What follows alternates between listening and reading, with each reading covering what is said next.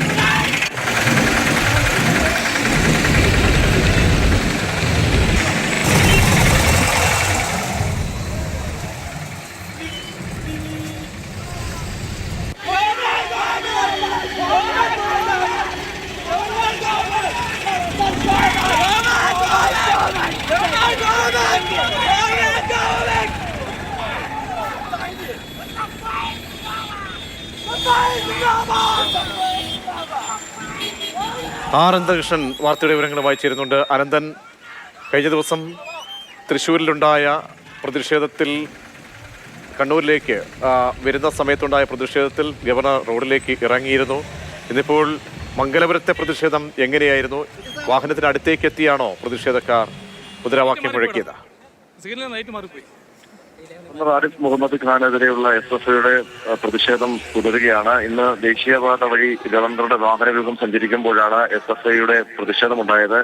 ഇന്ന് SFIക്കൊപ്പം DYFI പ്രവർത്തകരും ഈ പ്രതിഷേധത്തിൽ അണിചേർന്നു എന്നുള്ളതാണ് പ്രത്യേകത. തിരുവനന്തപുരം മംഗലപുരം ജംഗ്ഷനിൽ വെച്ചായിരുന്നു ഈ പ്രതിഷേധം ഉണ്ടായത്.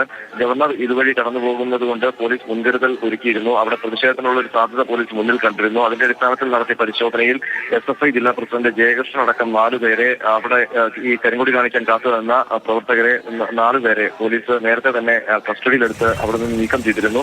പക്ഷേ ഗവർണറുടെ വാഹനവ്യൂഹം കടന്നു പോകാൻ ആ മംഗലപുരം ജംഗ്ഷനിലേക്ക് എത്തുമ്പോൾ ദേശീയപാതയുടെ നിർമ്മാണം നടക്കുന്ന ഭാഗത്ത് നിന്ന് നിരവധി പ്രവർത്തകർ കരിങ്കൊടിയുമായി ചാടി വീഴുകയായിരുന്നു. പക്ഷേ ഗവർണർ കടന്നു പോകുന്ന വാഹനവ്യൂഹത്തിനും ഈ പ്രവർത്തകർ നിന്ന സ്ഥലത്തിനും ഇടയിൽ മറ്റു ചില വാഹനങ്ങളൊക്കെ ഉണ്ടായതുകൊണ്ടും പോലീസ് കൃത്യമായി അവരെ കീഴ്പ്പെടുത്തിയതുകൊണ്ടും ഗവർണറുടെ വാഹനവ്യൂഹത്തിന് സമീപത്തേക്ക് പ്രവർത്തകർക്ക് എത്താൻ കഴിഞ്ഞില്ല. വലിയ പ്രതിഷേധം, പോലീസുകാരുമായി മൽപ്പിടുത്തം ഒക്കെ ഉണ്ടായി. ഈ 12 പ്രവർത്തകരെയാണ് ഇപ്പോൾ പോലീസ് ഈ കരിങ്കൊടി പ്രതിഷേധവുമായി ബന്ധപ്പെട്ട് ഇപ്പോൾ കസ്റ്റഡിയിൽ എടുത്തിരിക്കുന്നത്. അതിൽ SFI പ്രവർത്തകരെ കൂടാതെ DYFI പ്രവർത്തകരുമുണ്ട്. പ്രതീക്ഷ.